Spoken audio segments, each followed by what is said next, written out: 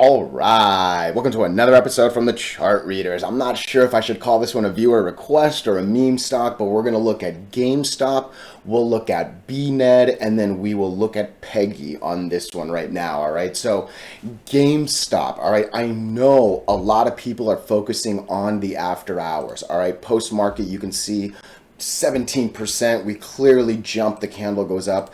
To me, this regular hours is actually what was the most important thing. Big red candle, interesting doji, you know what I'm thinking, I hope you do. If not, I'll obviously give you a little bit more info there, right? BNED, before I get into the technicals on BNED, I'm going to talk about the offering, and I say it on every single stock. I personally sometimes even like offerings, let alone, don't hate them, okay? I think the initial market reaction is always bad, but offerings can be a really good thing, and I'll kind of go over all that before we get into the technicals of BNED. And then Peggy, look, Peggy was another one, and I'll get into it, but where was it? We were eyeing it for a bit. You can see, right? It really was right here when it seemed like it was setting up, and then we went. My cat's trying to get out the door too, so let me let her out. What are you doing? We're recording. Oh my gosh. So yes, sorry about that. But we will talk about all that and more. But before we go any further and I give you more of my thoughts and opinions, what are we going to do? Same thing we always do, right? We'll take a look at the daily and the weekly to see how these things are setting up short term. We have our 5 moving averages. There are horizontal support and resistance lines that I do draw manually myself. And then when we are done up here, we'll use the MACD, RSI, and volume as our lower indicators. Hey, really quickly, if you can please subscribe to this channel, share this video online with your friends, comment good or bad if you disagree. Look, anything you can do helps so much with these YouTube algorithms, but hey, just being here, giving me your time is super appreciated, all right? So let's get into this, and again, GameStop, okay? I know a lot of people got really excited after hours. That's a big move. That's a big candle. That's a nice double digit, right? I see it all, right? But I really want to focus on the regular hours first, and then obviously we'll talk a little bit about that post market, right? So I've always said 2 things, right? The first one is confirmation. You need more than just one candle to make a definitive decision. That includes up and that includes down, okay?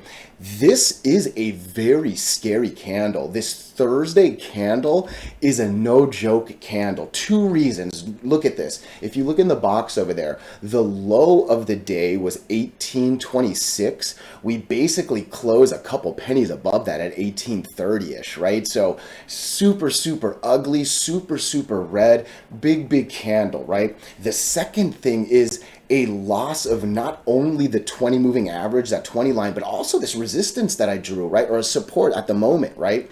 So you never want to lose a line. You never want to lose 2 lines. You never want to lose resistances, moving averages. It's not a good thing, right?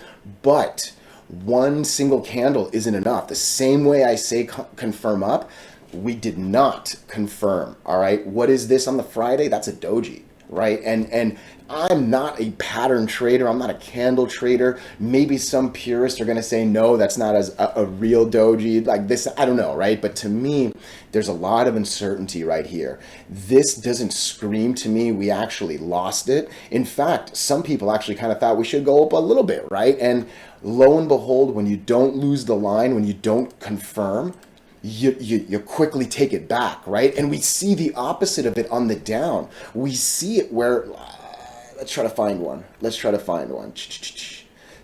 This is a decent one. Look, we tried to break it right here. Boom, lo and behold, we confirmed down. It sucked, and I'm sure people lost, right? Clearly good things happened after, but blah.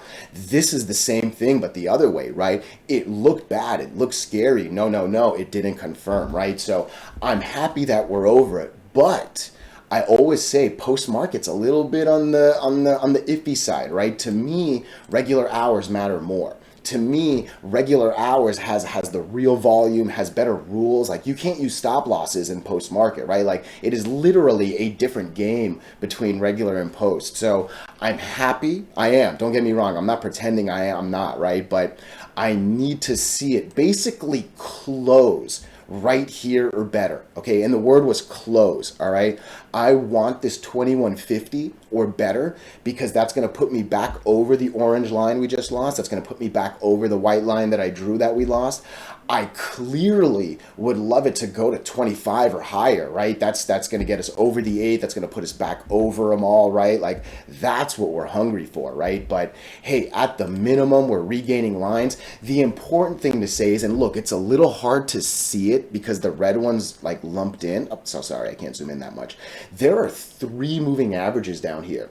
You can see the red is at 1550 and the purple is at 1546 if you're looking in the box right there. So like, there's like a double color right there, right? But this stock, the GameStop, should be really, really, really hard to go below. What is that? 1550 basically. I would say, let's maybe, actually, I'll take that back. I would say, okay, yeah, no, that is where I'm going to put it. I think if this was going to come down a little bit, it could maybe come as low as 1425. That's 3 of the biggest moving averages right there. And I see it being really hard to go below 1550.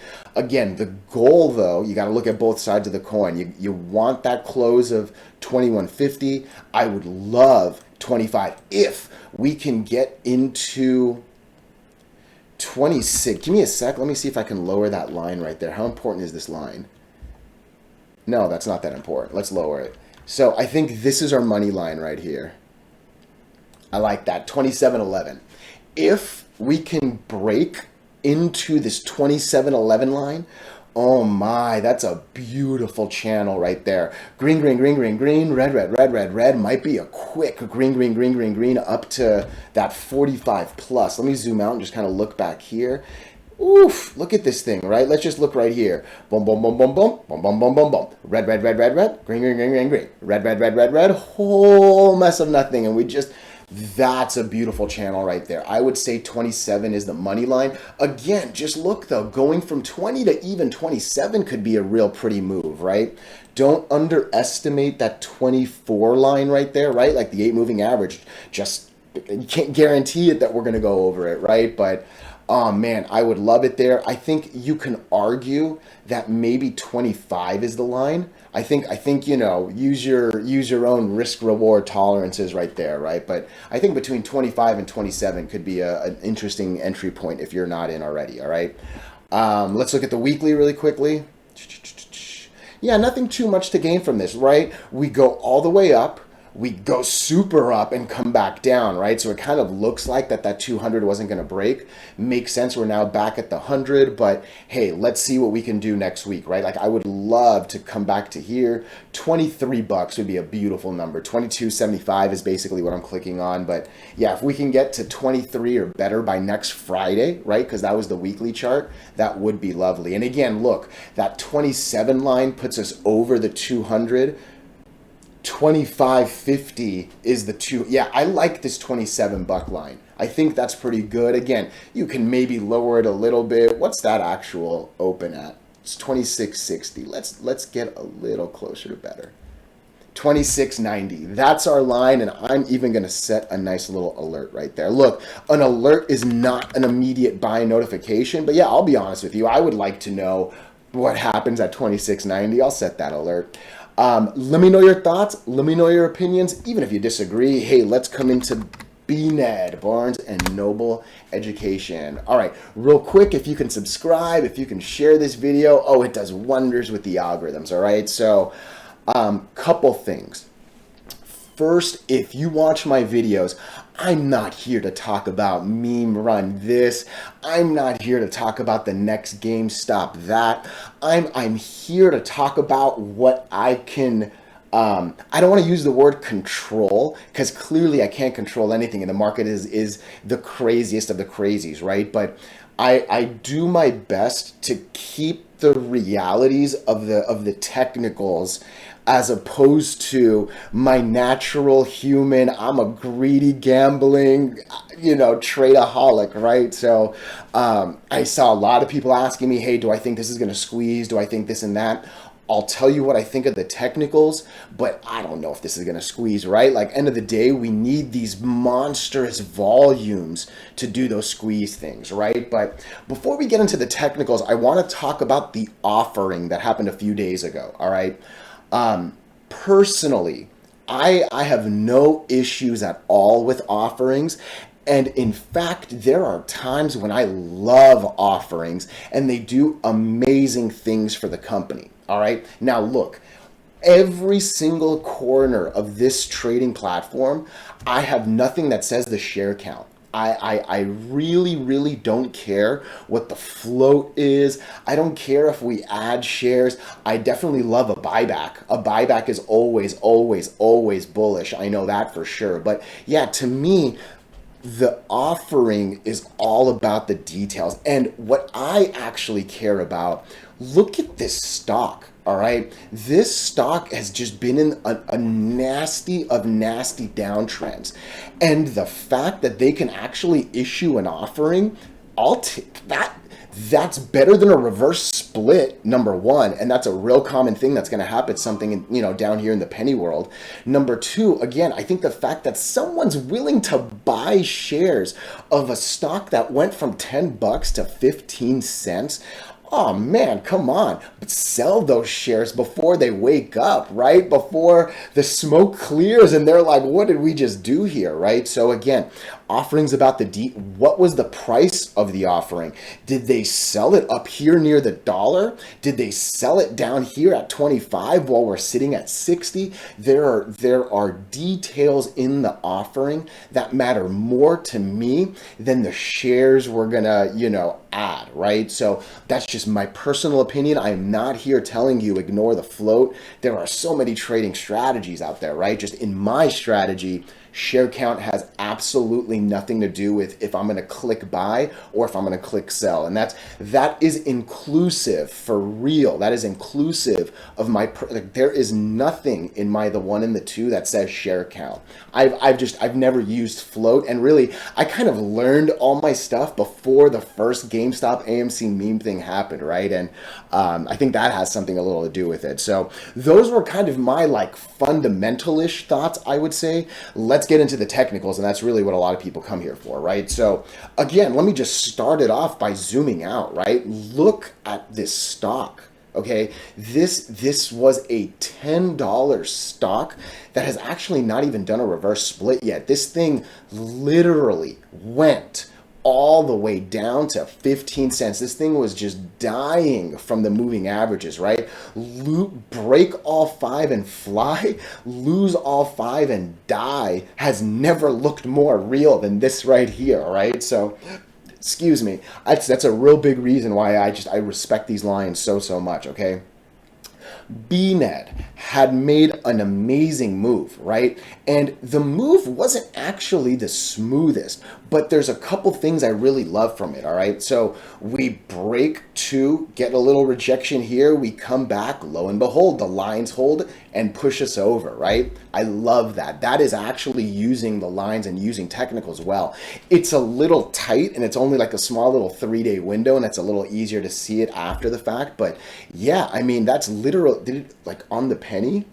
Look at that. The second line right there, it opens at 29 cents. The 8 average was 29 cents, right? So it was a good place to open. I'm glad it didn't open lower. Hey, it wicked lower, but you can almost say that the 20 moving average did a little bit, right? But again, we bounce up. The gap up was the big moment, right? And it was something I kept saying to the viewers, because I was on, I'm going to say it about Peggy. I'm going to say it about BNED.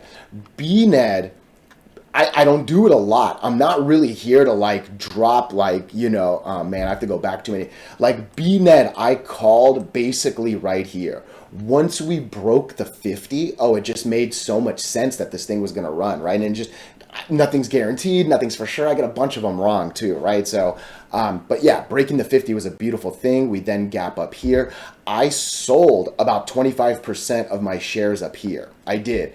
And let's just go to BNED because I'm sure it was one of the last things I talked about. Give me a sec. Sorry, where do I click?